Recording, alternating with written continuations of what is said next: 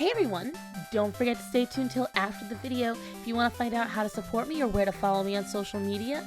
And also, if you like this video and like what I do, like, comment, subscribe, share, do all that good stuff. Anyways, thank you so much for choosing me, and on with the video. Why, hello, spoopy season lovers. Hello, all of my starlings. Guys, I've been holding it in. I was going to save it to the end of the video, but I can't anymore. It is time to announce ya girl has gone official. She has her designs on merch. Yay! Guys, I have been working on these for weeks, and then I asked my boss, and he was like, oh my god. And so you can own a piece of merchandise, apparel that has my artwork on it, featuring my Dracula, my Frankenstein, and my personal pride and joy, the zombie. What's that, you say? You don't want to get a shirt? Maybe you want to get something to decor your different items, like a laptop and a whoop-pow! You got the stickers of the entire, as I call them, the Faces of Fright Night, but for marketing reasons, they are the Night Frights on No System. So if you want a piece of your own Starson merchandise, go to nosysnose.com. That is nosysnose.com, and they are right there up in the featured. Come on, guys. Thank you guys so much. I just wanted to tell everybody. So I hope you guys have a great Halloween season. Let's move on with the spoopy season, guys. I got us donuts. Those are so bad for you. Oh no, are they moldy? I mean, are they poisoned? Are you allergic? No, I'm just saying. You're judging my food choices based on a false standard of health again, aren't you? Guilty. Diet culture, fat phobia, and systems of oppression have created false hierarchies of food, and it shows up everywhere. For instance, harmful thought patterns like earning food through exercising, or that dessert is the reward for the punishment of eating vegetables. Remember that you do not need to earn food. We are all incorrectly taught from a young age that our size, and therefore the foods that we eat, are markers of our self-worth. Moralizing food can lead to harmful relationships with food and disordered eating. Instead of focusing on good and bad choices, try to approach food with neutrality in mind. The only foods that are bad for you are foods that contain allergens, poisons, and contaminants, or food that is spoiled or is otherwise inedible. Eat without guilt, regardless of what society says. Smarter in seconds. So I'm sure you guys just enjoyed that little montage I showed you, but obviously clearly it wasn't a montage. These women all worked together to make that video. I mean, it's utter bullshit, because once again we are in the trope of diet culture is racist, losing weight is racist, white man's fault. But it's crazy. The last video I did, it was the white man's fault someone couldn't lose weight. But now it's the white man's fault and rooted in racism that we want you to lose weight. I'm confused. Is the food lacking in nutrition and bad, or is it no food that's bad and we're just making you feel guilty for your choices? Well, first of all, you should maybe next time look into the ingredients in half of the foods that you consider are not bad. Refined sugars, do you understand what refined sugars did to the human population?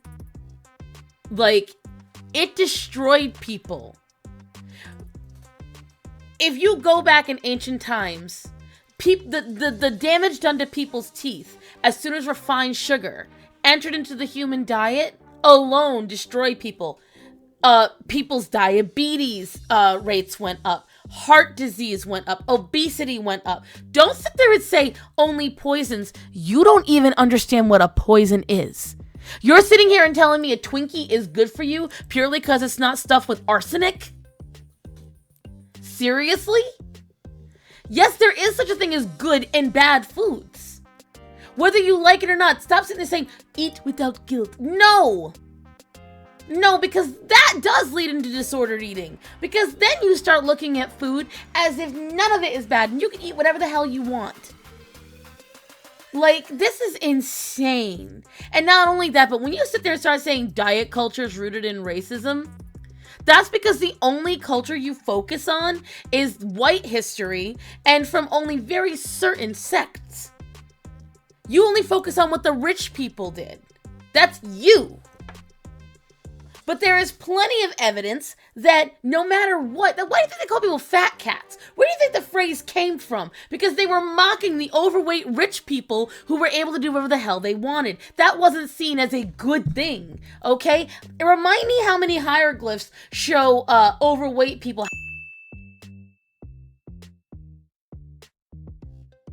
How about cave drawings that show overweight people?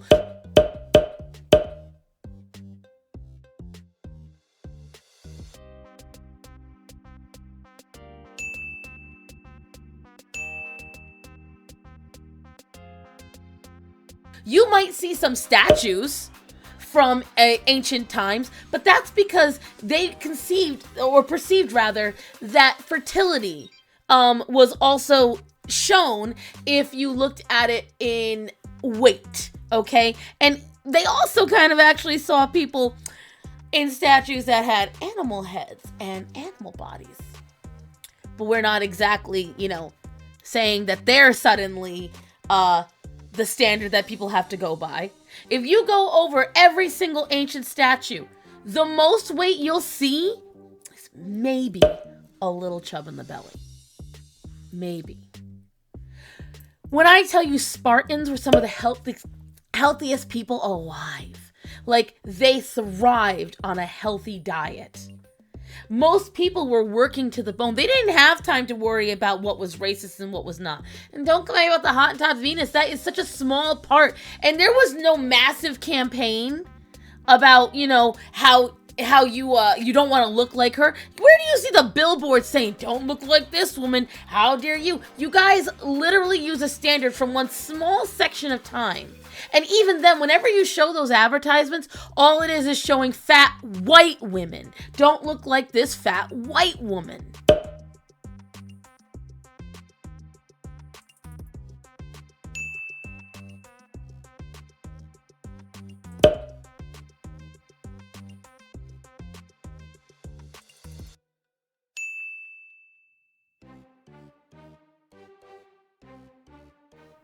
Like, it's insane. And then we go on to this, what is good food, what is bad food. You have no idea how horrible half of this food is. Let's not get into the fact that a lot of it is chemically engineered to make you want it more.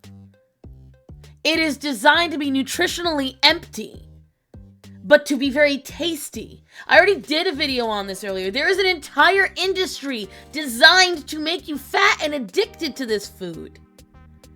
Food is a phenomenon. How many people you talk about they can't live without their hot Cheetos? How many people live off of Mountain Dew and Sprite? People don't start their day without a soda. It is not racist. It is not classist. What it is it's people wanting money from you. And the thing is, you guys fall victim to it in your own way. By you agreeing to eat these foods, and by you sitting there and telling people, I won't be shamed for my dietary choices. Great. So as you're not feeling shameful into an early grave, where does that get you otherwise? To begin with, half this junk food is so expensive. I think my husband checked, like, a bag of regular potato chips through, like, Lay's now was $7 or $8. Like, now it's just as expensive to go and eat the unhealthy food as it was to eat the healthy food. So where's the argument really at the end of the day now, guys? Wouldn't you rather spend $8 on something that's more nutritionally balanced? You're so mad that someone's judging you for your food choices. I question, why are you not worried about your own food choices? Why are you reaching for that? I'm not saying that some of the things they said was true. When you create this goal-orientated food system for when you're finishing something that you get a treat, yes, it can create an unhealthy attachment for that food. I'm not denying that.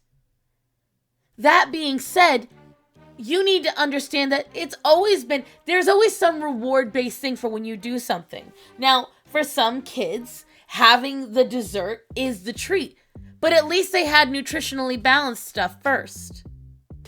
I said this in my mattress videos, and maybe this will help you guys out.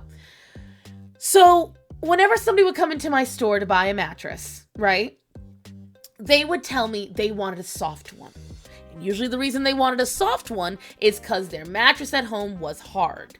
Well, usually a mattress at home that was hard was due to the fact that it had been used for 12 to 20 years and it was packed down and hardened by old dead skin, just the actual materials getting packed down, sweat, body oils, nasty.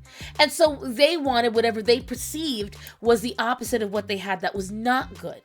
So they didn't want that punishment bed anymore. They wanted the reward bed. And they would come in and they'd lay on the softest thing. And of course it felt better than what they had at home. They'd slept on the same hard mattress for the last decade and it hadn't gotten any better. They'd gotten older. They'd gotten more chronic pain. And their body, again, wasn't getting any younger. So it was sustaining more damage. So then I would have to explain to them why, no, you don't want a soft mattress. Because most people don't belong in one. Okay? And I would say to them, it's like ice cream for dinner. You know, when you first have ice cream for dinner every single night, it's great. It's delicious. You're having something tasty. It's comforting. But then after a month of every night having flavors of ice cream for dinner, how's your health? It's not good. And this is what these girls are doing. They're proclaiming that ice cream for dinner every single night is okay. That this is not to be shamed. So what, I'm nutritionally deficient? So what if I've gained a little weight? So I've got a little acne. So I've got a couple of cavities. I'm happy. That's what you girls are saying. That's what all of you are saying. It's not creating a healthy balance. That's not how it works. That's not how any of this works. I know, because I've been there. The only reason I have healthy foods instilled into me is because my mother and father literally raised me on healthy foods. So I fall back into the foods that I enjoy from my childhood. But if your family raised you on junk food, and then you sit there and say, oh, I've got to go with neutrality. There is no neutrality. You cannot go into a meal with neutrality unless all you're having is plain oatmeal. Because ain't no one feeling happy about plain oatmeal and no one's feeling sad. It's just plain oatmeal. You cannot be neutral about it. There's always going to be some kind of emotional attachment. You are a human, not a robot. And the problem is when you start going into it with a neutral mentality, over time, you create a different emotional attachment. All of these ideas can create a disordered eating. Okay? You have to go into it knowledgeable. Understanding the nutritional facts, understanding the caloric intake, understanding the salt intake. Do you have any idea the amount of sodium that is in so many foods? So many foods. Salt is used to preserve a lot of stuff.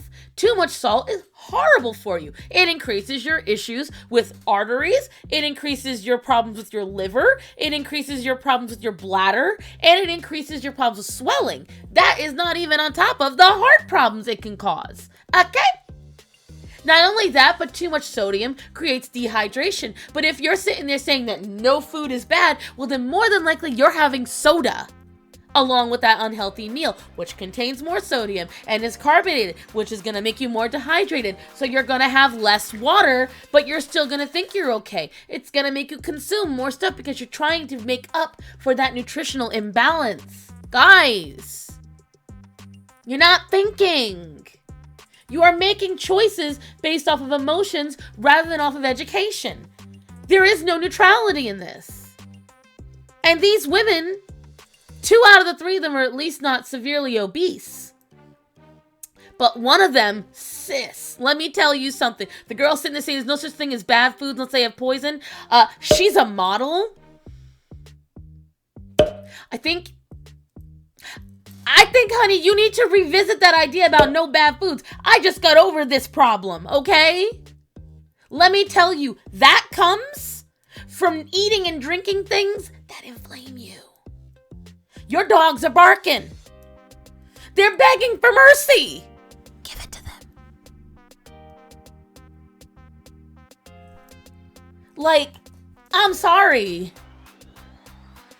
I'm sorry. But come on, guys. You need to start thinking. Everyone in the BOPO movement is getting bigger and bigger and bigger. You're not getting better. Don't you all notice the same thing? All of you are looking for some kind of battle. This girl, the Imani Blair, her entire thing, that smarter in seconds, all of it, her entire page is virtue signaling of some level. She hits every single buzzword at least twice. Like, she is ready to march into any battle, whatever's going to get her the views. Guys, do not be misled by these people. Do not be misled by people who prey, and these girls are preying on it. They are preying on your emotional insecurities with food. They want you to be as miserable as they are. They want you to sink into the same hole they are in. They don't care how it affects you. They don't care if it damages you. They don't care. You need to care for yourself. Remember to look at your labels, guys. If you don't want to look at calories, but I have had some people say that, fine. Look at the ingredients. Look at the nutritional values. Look at the first 5 ingredients, okay? The first 5 ingredients is just as important for humans as it is for animals. If you're seeing multicolored dyes that are not vegetable based, if you're seeing highly processed chemicals and other things like high fructose corn syrup and stuff like that, they're not horrible and small things. But if you're in the first 5 ingredients, that's not a small part. That's the major part. Start researching what you're putting in your body. You have no idea what's going into it. You want to talk about poisons? You're slowly poisoning yourself. Just because you're not immediately falling over with some kind of hives or upchucking or anything else doesn't mean it's not a poison. It's a slow burn, baby. Put out the fire. That's all I had to say, guys. I wish you luck on it. Do your research. Pay attention to what's going in your mouth. I will see you in the next one. Hey, if you like that video, make sure to like, comment, subscribe, share, help me out with that algorithm. I want to first off thank all of my patrons. You guys are amazing. You help fund me. You help me do this.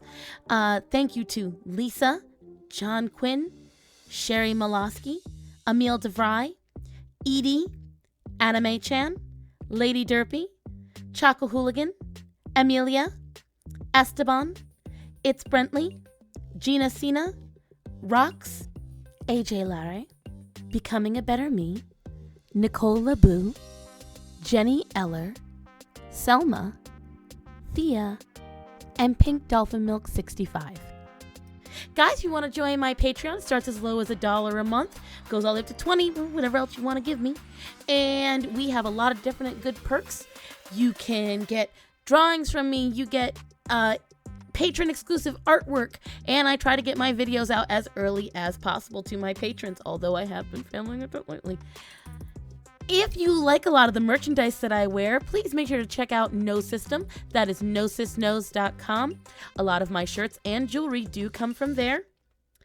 And here is all of my social media. If you enjoy my artwork, if you enjoy my rants, and if you just enjoy me, you can follow me on all of these different networks. I am like fly poo, I'm everywhere. Don't forget to check out my older videos or my most recent video, which will be right here.